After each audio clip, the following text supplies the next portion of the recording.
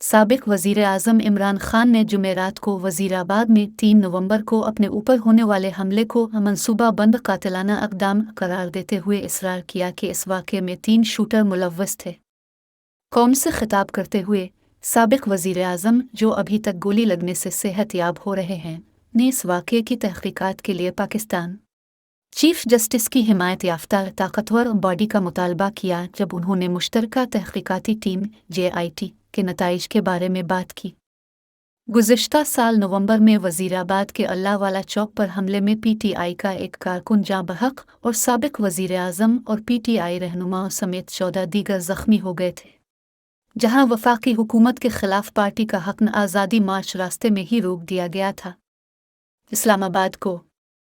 इससे कबल JIT के नताइज से बाखबर एक एहलकार ने डान को बताया था कि 3 नामालूम शूटरों ने नामालूम हथियारों से गोलियां फायर की। इसके अलावा काफ़ी ऊंचाई से गोलियां चलाई गई। मुल्जिम नवीद महर, जिसे मौका से गिरफ्तार किया गया था,